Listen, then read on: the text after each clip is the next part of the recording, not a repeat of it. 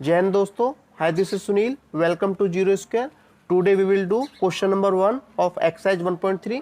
Lecture 9 में हमने exercise 1.2 को पूरा कंप्लीट कर लिया था और आज इस लेक्चर 10 में हम एक्सरसाइज 1.3 के क्वेश्चन नंबर 1 को कंप्लीट करेंगे।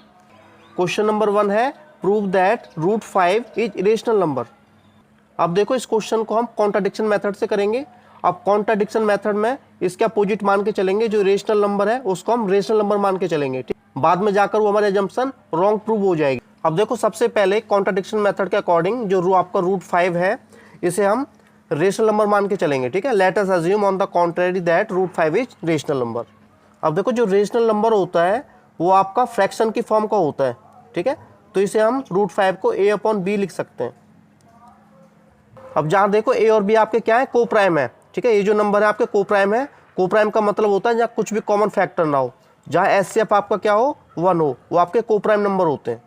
और जो b है, b की वैल्यू आपकी 0 नहीं होनी चाहिए। अब देखो, आगे इसको सॉल्व करेंगे। b आपका डिवाइड में है, ठीक है, इसे मल्टीप्लाई में करेंगे तो ये आपका रूट 5b हो जाएगा और ये आपका a हो गया। अब नेक्स्ट स्टेप में इसका स्क्वायर करेंगे, स्क्वायरिंग बोथ साइड, तो आपका ये हो जाएगा रूट 5b इसका स्क्वायर और जो a है a का स्क्वायर। ठीक है, तो इसको सॉल्व कर 5b का स्क्वायर आपका 5b स्क्वायर हो जाएगा और ये आपका a स्क्वायर हो गया। अब देखो, थ्योरम 1.3 के अकॉर्डिंग इसको हम करेंगे। जो 5 है ये आपका पॉन में हो जाएगा, a स्क्वायर पॉन 5 हो जाएगा। तो यहाँ हमें पता चल रहा है कि जो a स्क्वायर है ये आपका 5 से डिविजुअल है और उसी टाइप से a भी आपका 5 से डिविजुअल होगा थ्योरम 1.3 के अकॉर्डिंग। ठीक है, तो यहाँ से कंक्लूजन निकल के आता है स्क्वायर इज डिविजिबल बाय 5। इसी टाइप से a भी आपका 5 से डिविजिबल होगा थ्योरम 1.3 के अकॉर्डिंग।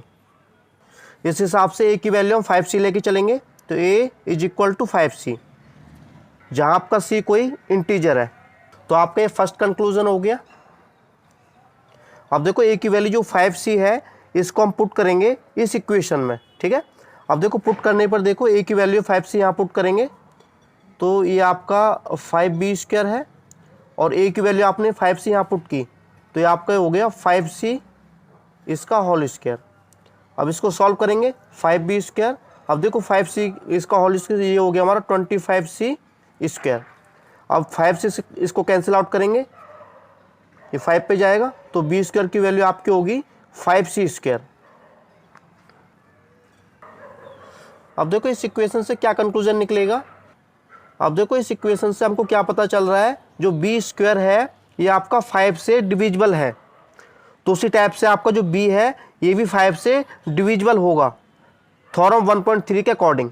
तो आपको लिखना होगा, यदि b स्क्वायर डिविजिबल है 5 से तो b भी आपका डिविजिबल होगा 5 से थ्योरम 1.3 के अकॉर्डिंग। ये आपकी सेकेंड इक्वेशन होगी। ठीक है, ये आपका सेकंड कंक्लूजन हो गया। अब देखो, कंक्लूजन फर्स्ट और कंक्लूजन सेकंड से हमको पता चल रहा है कि 5 हमारा कॉमन फैक्टर है। a में भी 5 है और b में भी 5 है, तो यहाँ 5 कॉमन फैक्टर है a और b में। तो आपको लिखना होगा from first conclusion and second conclusion 5 is a common factor of a and b। लेकिन स्टार्टिंग में हमने एज्यूम किया था कि a और b में कोई भी कॉमन फैक्टर नहीं है। a और b आपके क्या है, को प्राइम नंबर है। ठीक है, a और b में 1 के अलावा कोई भी कॉमन फैक्टर नहीं है। लेकिन यहाँ क्या निकल के आ रहा है, यहाँ निकल के आ रहा है कि 5 आपका कॉमन फैक्टर है a और b में। तो आपको लिखना होगा but this contradiction a and b have no common factor other than 1। तो हमने जो अजम्पशन मानी थी अपनी कि रूट 5 आपका रेशनल नंबर है, वो अजम्पशन इनकरेक्ट साबित होती है।